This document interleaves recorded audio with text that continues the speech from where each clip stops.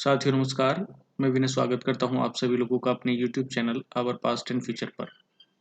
और साथियों हम लोग कंप्यूटर की सीरीज पढ़ रहे हैं और मेन मकसद है हमारा Allahabad high court RO ARO exam जो संभावित है 2-4 महीनों में ही। तो उसके लिए हम लोग कंप्यूटर सीरीज को कंप्लीट कर रहे हैं और जो लोग हमारे साथी हैं, जो लोग हमसे जुड़ना चाहते हैं वो लोग हमारे टेलीग्राम ग्रुप को ज्वाइन कर लें।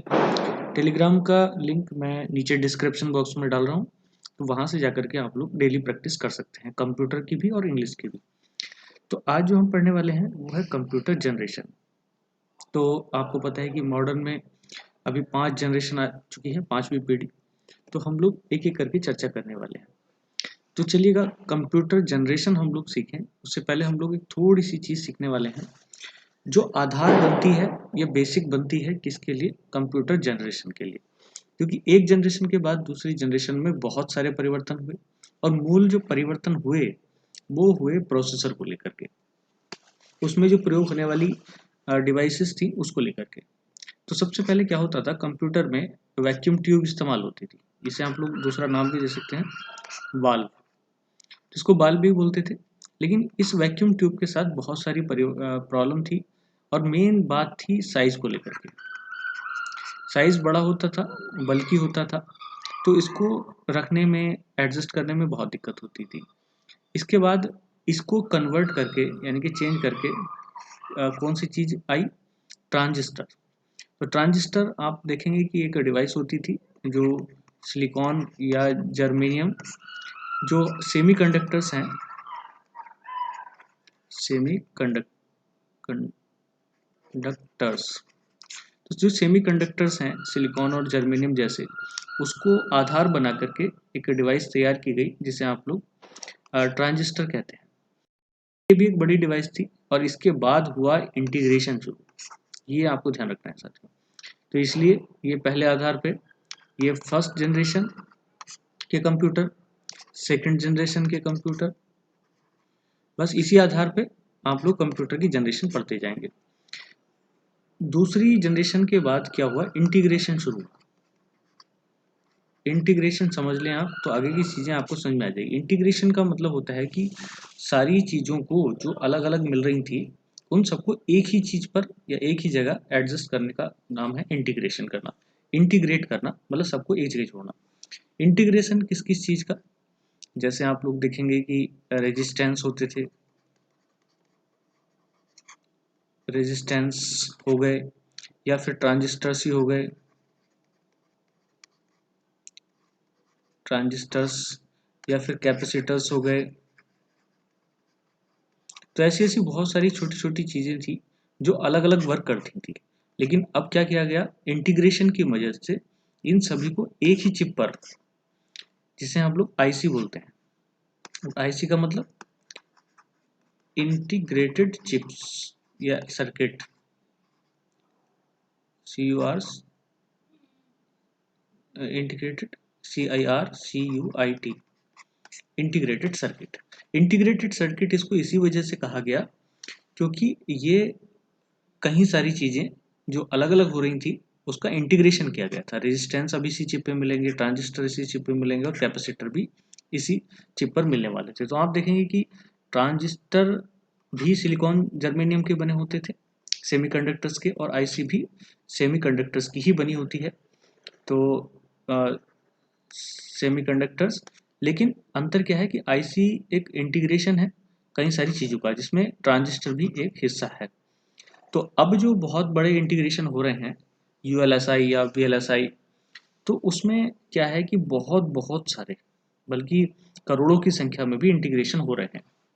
उसके बाद क्या हुआ, आईसी में इंटीग्रेशन शुरू हुआ और ये जब इंटीग्रेशन और ज़्यादा बड़ा हुआ तो यहाँ पे आप देखेंगे LSI मतलब large scale integration, large scale integration, और VLSI very large scale, very large integration. तो साथियों आपको पता है कि इंटीग्रेशन करने से क्या होता है, इंटीग्रेशन से साइज कम हो जाता है, साइज का यूँ कह लीजिएगा बहुत कम हो जाता है। तो आप देख सकते हैं कि जो नई टेक्नोलॉजी आई है जिसे माइक्रो टेक्नोलॉजी कहते हैं, वो किसका परिणाम है? इंटीग्रेशन का। क्योंकि अब बहुत बहुत सारी डिवाइसेस को छोटा करके एक ही चिप पे या एक ही जगह इस्तेमाल किया जाता है और इसी को इंटीग्रेशन बोलते हैं। तो LSI मतलब लार्ज स्केल, बहुत बड़े स्तर पे इंटीग्रेशन शुरू हुआ, बहुत सारी डिवाइसेस, जिसकी वजह से लैपटॉप वगैरह पॉसिबल हो पाए। और VLSI वेरी लार्ज स्केल, और भी बड़ी स्केल पे। और है ultra large scale, ultra large scale integration. तो साथियों आप समझते हैं कि अल्ट्रा लार्ज स्केल पर इतना बड़ा इंटीग्रेशन हो सकता है कि 1 करोड़ डिवाइसेस, 1 करोड़ डिवाइसेस भी कहीं एडजस्ट करके बनाई जा सकती है, बहुत छोटी। तो आप खुद अंदाजा लगा सकते हैं कि इतनी सारी क्रांति के बाद या इतने बड़े इंटीग्रेशन के बाद कितनी छोटी छोटी गैजेट्स, कितनी छोटी छोटी डिवाइसेस बन सकती हैं, आप खुद अंदाजा लगा सकते हैं। खैर, यही मेन बात थी, और इसी वजह से आप देखेंगे कि फर्स्ट जनरेशन के कंप्यूटर, फर्स्ट जी, ये सेकंड जनरेशन के कंप्यूटर, थर्ड जनरेशन के कंप्यूटर, और ये फोर्थ जनरेशन के कंप्यूटर, और ये फिफ्थ जनरेशन के कंप्यूटर हैं। और इसके बाद जो नेक्स्ट जनरेशन के कंप्यूटर्स आ रहे हैं उन पे भी हम लोग बाद अभी चर्चा करेंगे इसी लेक्चर में। तो आप लोग बने रहिएगा, और किसी भी स्तर पे आप लोग कंफ्यूज ना हो। जो भी प्रॉब्लम है, जो भी डाउट है, आप लोग नीचे कमेंट बॉक्स में लिख करके बताएं। जैसे ही समय मिलता है मैं वो सारे डाउट्स क्लियर करने की कोशिश करूंगा। तो चलिए, थोड़ी सी बात यहाँ पे हम लोग करते हैं ट्रांजिस्टर की और आईसी की। तो अब आपको समझ में आ गया होगा कि आईसी क्या है। कुछ नहीं है, इंटीग्रेशन है, इंटीग्रेटेड सर्किट, या आप इसको जानते होंगे कि इंटीग्रेटेड सर्किट चिप्स भी बोलते हैं, आईसी। तो जो भी चिप हैं, जैसे चाहे हमारे मोबाइल का सिम हो, या फिर जो चिप आती है गाने सुनने वाली, वही क्यों ना हो, ये वही है सब, जिस पर एक साथ बहुत सारी चीज़ों का इंटीग्रेशन हो जाए, तो वही है आईसी। साथ में एक इंटरेस्टिंग बात मैं आपको बताता हूँ। ये जो चिप शब्द आया, चिप, तो एक्चुअल में ये सब लिया गया है जो आलू आलू के चिप्स आम से खाए होंगे। तो आलू के चिप्स जैसे होते हैं ना, तो उसी के आधार पर, उसी के नाम पर इसका नाम चिप्स रखा गया था। ये बड़ी इंटरेस्टिंग बात है। तो आलू के चिप्स के नाम पर, इसीलिए इसको चिप भी बोलते हैं। ट्रांजिस्टर का आविष्कार कब हुआ? 1947, 1947 में। और बेल लेबोरेटरीज, ये लेबोरेटरी थी, इसके आधार पर ये लेबोरेटरी में जनरेट किया गया। और करने वाले कौन थे? जॉन बार्डीन, विलियम चाकले, और बाल्टर ब्रिटन। तो इस तरीके से आप देखेंगे कि ये तीनों नाम यहाँ पे मिल जाते हैं जिन्होंने ट्रांजिस्टर को डेवलप किया। सन आप लोग विशेष ध्यान रखेंगे। उसके बाद आप देखेंगे कि सेमीकंडक्टर्स का इसमें इस्तेमाल होता था। और सेमीकंडक्टर्स कौन कौन से? विशेष तौर से सिलिकॉन और जर्मेनियम। इस तरीके से आप इन सबको कर सकते हैं। उसके बाद आप देखेंगे कि जो इंटीग्रेटेड सर्किट्स हैं, उसका आविष्कार कब हुआ? यानी कि इंटीग्रेशन तो आपको पता ही है बाद में ही होना है, क्योंकि ट्रांजिस्टर भी उसी का पार्ट है। तो इंटीग्रेशन शुरू हुआ 1958 में। और मेन व्यक्ति कौन? आईसी बनाने वाले, आईसी चिप, जैक किल्बी। लेकिन इनका साथ दिया रॉबर्ट नोई ने। लेकिन जो नाम आपको एग्जाम में मिलता है वो जैक किल्बी का नाम मिलता है। और इसी इंटीग्रेशन टेक्नोलॉजी को क्या कहा जाता है? Micro technology. क्योंकि मैं बता रहा था पहले भी, इंटीग्रेशन में क्या होता है, साइज छोटा हो जाता है, साइज कम। और साइज छोटा हो जाने की वजह से इसको माइक्रो टेक्नोलॉजी कहा जाता है। तो ये बात आपको ध्यान में रखनी है। उसके बाद आपको देखना है semiconductors, same as SI, silicon और जर्मेनियम, क्योंकि अलग नहीं, आईसी और ट्रांजिस्टर अलग नहीं है, बस थोड़ा सा साइज का अंतर है। एक आईसी में कई सारे ट्रांजिस्टर्स हो सकते हैं, कई। चलिएगा, अब हम पढ़ने वाले हैं जनरेशन। और जनरेशन में हमें कुछ खास बातें ध्यान रखनी है। फर्स्ट जनरेशन की जो टाइमिंग है वो मैंने विशेष तौर से इसमें जानबूझ करके नहीं लिखी, ताकि आप लोग, मतलब कुछ लोग कुछ चीज़ें लिखने के लिए भी होनी चाहिए। तो फर्स्ट जनरेशन का जो समय है वो 1942 से लेकर के 1955 तक। तो ये बात आप ध्यान रखेंगे, 1955 तक। तो ये लगभग 13 साल का जो पीरियड है, 13 ईयर्स का, ये कंप्यूटर के नाम रहा। लेकिन इसमें जो भी चीज़ें इस्तेमाल हुई वो चीज़ें आपको ध्यान रखनी है। पहली बात, फर्स्ट पॉइंट क्या है कि वैक्यूम ट्यूब का इस्तेमाल होता था। जैसे आपने देखा होगा कि पुराने ज़माने में टेलीविज़न भी कुछ ट्यूब्स पे ही काम करते थे, बड़ा साइज टाइप का, पीछे आगे आगे क्या बोलते थे, आगे जाकर के बड़े और पीछे पतले होते जाते थे, इस टाइप की संरचना। तो ये वैक्यूम ट्यूब है। इसकी प्रॉब्लम ये थी कि ये देर से गर्म होते थे, हीट लेते थे, गर्म होने में समय लेते थे, और इनको बहुत ज़्यादा मतलब जब ये वर्क करते थे तो गर्मी भी बहुत ज़्यादा निकलती थी, हीट, और जिसकी वजह से इनको ठंडा करने के लिए एसी का भी इस्तेमाल करना पड़ता था। तो इस वजह से बहुत दिक्कत करते थे। दूसरी बात ये थी कि मशीन लैंग्वेज ही इस्तेमाल होती थी और लो लेवल लैंग्वेजेज ही इस्तेमाल होती थी। तो बड़े स्तर पे प्रयोग करना थोड़ा मुश्किल था। ये मशीन लैंग्वेज क्या होती है, लो लेवल लैंग्वेज क्या होती है, इस पे हम बाद में चर्चा करेंगे। फिलहाल आप याद कर लीजिएगा ये एग्जाम्पल्स इसके आप देख सकते हैं, इनायक, यूनिवैक और मार्क 1। तो जिन्होंने हमारी पिछली सीरीज अभी नहीं देखी है वो इसको देख लें, क्योंकि इन पे हम चर्चा कर चुके थे अपनी पिछली वीडियो में। चौथी बात, स्टोरेज के तौर पे क्या इस्तेमाल किया जाता था, पंच कार्ड या पेपर टेप। पंच कार्ड, इस पे भी हम पहले ही चर्चा कर चुके थे। एक टाइप का पेपर का ही कार्ड होता था, छेद खुला हुआ, और उस पे डेटा को स्टोर किया जाता था, या इंफॉर्मेशन को या इंस्ट्रक्शन को। तो स्टोरेज के लिए पंच कार्ड या पेपर टेप का इस्तेमाल होता था। और ये बात आपको तो विशेष ध्यान रखनी है। प्रॉब्लम क्या थी, स्पीड बहुत कम थी, लो स्पीड, लो स्टोरेज कैपेसिटी, स्टोर करने का बहुत मामला गड़बड़ था। प्रोन टू एरर, गलती होने की संभावना बहुत ज़्यादा थी, मतलब इतनी भी ज़्यादा नहीं, लेकिन कम गलतियाँ ज़्यादा होती थी, क्योंकि प्रोग्राम नहीं लिखे जाते थे प्रॉपरली और समझ से परे होते थे। सारा काम मशीन लैंग्वेज में ही करना होता था, ये नंबर 2 पे जो लिख रहा है, या फिर लो लेवल लैंग्वेजेस का इस्तेमाल करना, जो कि कोडिंग होती थी एक विशेष प्रकार की, वो बड़ी मुश्किल थी। और साइज होता था बहुत बड़ा, लार्ज साइज, जैसे आज के कंप्यूटर्स होते हैं छोटे, ऐसे नहीं थे। बस आपको ध्यान रखने की ये वाला जो पॉइंट है, पॉइंट नंबर 5, मैं इसको बार बार नहीं लिखूंगा। इसमें बस आपको समझ रखना है कि जैसे जैसे हम नई जनरेशन पढ़ेंगे, नेक्स्ट जनरेशन, तो स्पीड क्या होती रहेगी, बढ़ती रहेगी, स्टोरेज क्षमता भी बढ़ती रहेगी, एरर की संभावना कम होती जाएगी, और साइज भी छोटा होता जाएगा। तो इस तरीके से आपको समझना है। तो फर्स्ट जनरेशन का टाइम क्या है, 1942 से 1955 तक। चलिएगा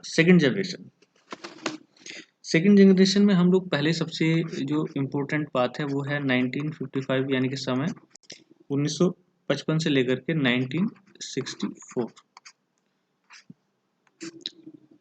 तो ये लगभग 9-10 साल का समय है। इस समय सेकंड जनरेशन वर्क कर रही थी, और सेकंड जनरेशन में जो पहला पॉइंट है वो ध्यान रखना है, वो सेमीकंडक्टर। ये लिस्ट आपको ध्यान रखनी है। पहले वैक्यूम ट्यूब, उसके बाद कंडक्टर, सॉरी ट्रांजिस्टर्स, तीसरे नंबर पे आईसीस, और फिर इंटीग्रेशन को बड़े स्तर पे एलएसआई या वीएलएसआई, और उसके बाद यूएलएसआई। तो इस तरीके से 5 टाइप के कंप्यूटर, यानी कि 5 जनरेशन के कंप्यूटर देखने को मिल जाते हैं। जैसे जैसे इंटीग्रेशन होता जा रहा है वैसे वैसे साइज छोटा होता चला रहा है। सेमीकंडक्टर का इस्तेमाल किया गया। दूसरा पॉइंट क्या है, मेमोरी के रूप में चुंबकीय भंडारण, यानी कि जो स्टोरेज होगी वो मैग्नेटिक होगी, मैग्नेटिक, इसमें मैग्नेटिक टेप, मैग्नेटिक डिस्क। साथियों, जो हम लोग हार्डवेयर और सॉफ्टवेयर ये वाला चैप्टर पढ़ेंगे, तो हम इन सब चीज़ों पे बात करेंगे कि क्या मैग्नेटिक टेप होता है, मैग्नेटिक डिस्क में क्या होती है। वैसे कोशिश ये करें कि आप लोग साथ ही साथ इसको अपने इंटरनेट पे या गूगल पे जाकर सर्च कर लें, वो ज़्यादा सही रहेगा। तो क्या हुआ, स्टोरेज में वृद्धि करने के लिए कुछ तो किया जाना था, तो अब क्या हुआ कि मैग्नेटिक स्टोरेज डिवाइसेस इस्तेमाल होने लगे। तीसरी पॉइंट आपको याद रखना है कि कोबोल और फोर्ट्रान, इस टाइप की भाषा जनरेट हुई। तो COBOL, common business oriented language, common business oriented,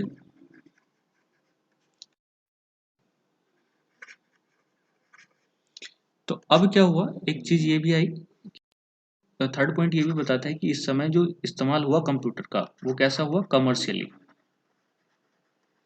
तो कमर्शियली इस्तेमाल हुआ, इसी के लिए नई लैंग्वेज इस्तेमाल की गई, COBOL, common business oriented language, और फोर्ट्रॉन, फोर्ट्रान, तो फोर्ट्रान का मतलब फॉर्मूला ट्रांसलेशन। क्योंकि हम लोग ये कंप्यूटर कोर्स वैसे नहीं कर रहे हैं, हमें केवल वो चीज़ें पढ़नी है और ख़ास तौर से वो जो हमारे एग्ज़ाम पर्पस से हमें नंबर दिला सके। तो इसलिए आप लोग ये ज़रूर कोशिश करें, मैं यहाँ पे जो इसकी फुल फॉर्म लिख रहा हूँ वो इसी वजह से लिख रहा हूँ ताकि आपको ज़्यादा याद हो जाए। तो कोबोल और फोर्ट्रॉन इस टाइप की भाषा हो गई, क्योंकि कंप्यूटर का इस्तेमाल अब कमर्शियली होने लगा। ये समय है 1955 से 1964 का। और फोर्थ, बैच ऑपरेटिंग सिस्टम का प्रयोग हुआ। साथियों, आज आपके लिए यही होमवर्क रहेगा, पता करके बताएं कि बैच ऑपरेटिंग सिस्टम क्या था। और अगर नहीं भी बताते हैं आप लोग तो कोई दिक्कत नहीं, लेकिन आप सीख जरूर लें। Next, third generation. तो थर्ड जनरेशन में हम लोग देखने वाले हैं सबसे पहली बात तो वही टाइम है इसका 1965 1965 से लेकर के 1974 1974 तक, ये भी लगभग 9-10 सालों का समय है। तो यहाँ पे आपको बात पहले ही पता चल गई थी कि इंटीग्रेशन शुरू हो गया था। ये फर्स्ट पॉइंट है इसका, आईसी चिप्स, जो कौन से स्तर पे, स्मॉल स्केल इंटीग्रेशन एसएसआई और मीडियम स्केल इंटीग्रेशन, ये थोड़ा सा स्पेलिंग है जरा ध्यान रखना, MSI, मीडियम स्केल इंटीग्रेशन। तो ये आई ई नहीं है, आई, तो ये बात आप ध्यान रखिए, मीडियम स्केल इंटीग्रेशन। तो इंटीग्रेशन शुरू होने के अब फंडा शुरू हो गया। और कौन सी लैंग्वेजेस डेवलप हुई, पास्कल, PSCL पास्कल और बेसिक। हाई लेवल लैंग्वेजेस हैं ये, HLL हाई लेवल लैंग्वेजेस। तो आपको ध्यान रखना कि बेसिक जो कंप्यूटर भाषा थी, जो सभी के लिए यानी कि किसी भी व्यक्ति के लिए सीखने के लिए आसान थी, वो किस जनरेशन में डेवलप हुई, 3G में, थर्ड जनरेशन में। और इससे पहले आप पढ़ रहे थे कोबोल और फोर्ट्रान, तो ये किसमें थी, 2G, मतलब 2G के जो कंप्यूटर्स थे सेकेंड जनरेशन के, उसमें ये इस्तेमाल हुई। तो यहाँ पे आप देखेंगे थर्ड जनरेशन में क्या हुआ कि जो कमर्शियली सेकेंड जनरेशन के कंप्यूटर यूज हो रहे थे, अब वो कमर्शियली तो हो ही रहे थे, साथ में पर्सनली भी यूज होने शुरू हो गए, यानी कि पीसीज का जनरेशन हुआ। तो पर्सनल कंप्यूटर्स बनने शुरू हो गए, ये खास बात है थर्ड जनरेशन की, तो ये भी आप याद रखेंगे। नेक्स्ट, फोर्थ जनरेशन जो शुरू की गया है वो 1974 से लेकर के अब तक, टिल नाउ। तो 1974 से अब तक ये समय है फोर्थ जनरेशन का, और इंटीग्रेशन यहाँ भी चल रहा है, LSI लार्ज स्केल पर और VLSI वेरी लार्ज स्केल पर, बहुत बड़े स्तर पर इंटीग्रेशन काम चल रहा है। दूसरा प्रॉब्लम क्या शुरू हुआ, प्रॉब्लम तो नहीं कह सकते, इसका समाधान ही कह लेते हैं, लैन और वैन, लोकल एरिया नेटवर्क और wide area network, wide area network और लोकल एरिया नेटवर्क। जो लोग नए हैं, बिल्कुल हैं, अभी कंप्यूटर सीख रहे हैं, तो वो जरा ध्यान दें। तो लोकल एरिया नेटवर्क, पहले क्या होता था, A computer, B computer, C computer और डी कंप्यूटर, ये सारे कंप्यूटर जैसे अलग अलग वर्क कर रहे थे, तो कोई नेटवर्क नहीं होता था, लेकिन इनको जोड़ा जाना शुरू हो गया, कंप्यूटर्स को आपस में जोड़ा जाना शुरू हो गया, और यही कहलाती है नेटवर्क। और ये नेटवर्किंग तीन प्रकार से आप लोग देख सकते हैं, लोकल एरिया जो बहुत छोटे स्तर पर, एक वाइड एरिया, और बाकी हम लोग अभी देखेंगे इसका जब कंप्यूटर नेटवर्क पढ़ेंगे तब।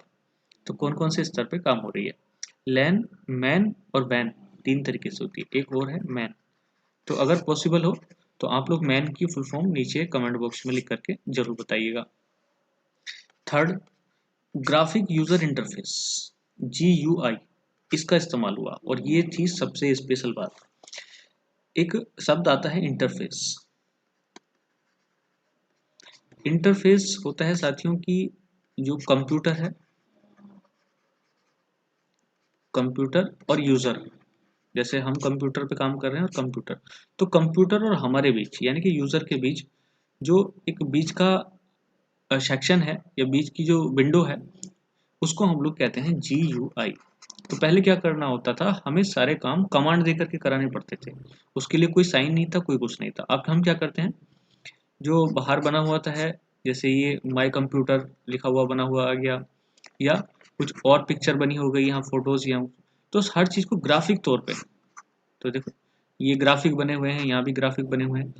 यूजर इंटरफेस, तो अब क्या होता है कि अब हमें क्या करना होता है, सिर्फ डबल क्लिक उस पर कर देना होता है, या राइट क्लिक करके ओपन पे कर देते हैं तो भी हमारा खुल जाता है। तो पहले ओपन करने के लिए भी, या वर्क करने के लिए हमें कोडिंग की जरूरत पड़ती थी, याद करने की जरूरत पड़ती थी, लेकिन जब से GUI आया, ग्राफिक यूजर इंटरफेस, तो उसमें हम लोग क्या करते हैं, सीधे सीधे स्क्रीन पर, हमारी विंडो पर आइकन्स बने होते हैं बड़े बड़े, और हम उस पर क्लिक कर सकते हैं। उसके बाद नेक्स्ट पॉइंट क्या हुआ, हाई लेवल लैंग्वेज, और विशेष ध्यान रखना है सी का। सी भाषा का जनरेशन हुआ, और अपने आप में एक बड़ी भाषा थी, तो आपको ध्यान रखना है कि सी भाषा का जन्म कौन सी जनरेशन में हुआ, 4th जी में, 4th जनरेशन में। और इसके साथ साथ कुछ ऑपरेटिंग सिस्टम्स जनरेट हुए, तो ऑपरेटिंग सिस्टम हम लोग देखने वाले हैं, ये बीच में हटा देते हैं, चलो MS DOS, MS विंडोज और एप्पल, तो ऑपरेटिंग सिस्टम हम बिल्कुल पढ़ेंगे जब हम सॉफ्टवेयर का चैप्टर पढ़ेंगे, लेकिन फिलहाल अभी यहाँ पर आप लोग इन्हीं चीज़ों को ध्यान दें। उसके बाद है 5th जनरेशन। अब 5th जनरेशन आपको बतानी है बस एट प्रेजेंट। तो अगर आपसे पूछा जाता है,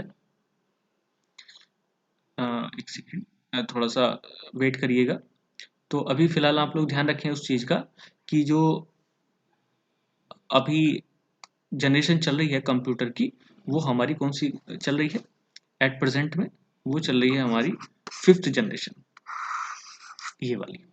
तो इसको ही आपको ध्यान रखना है।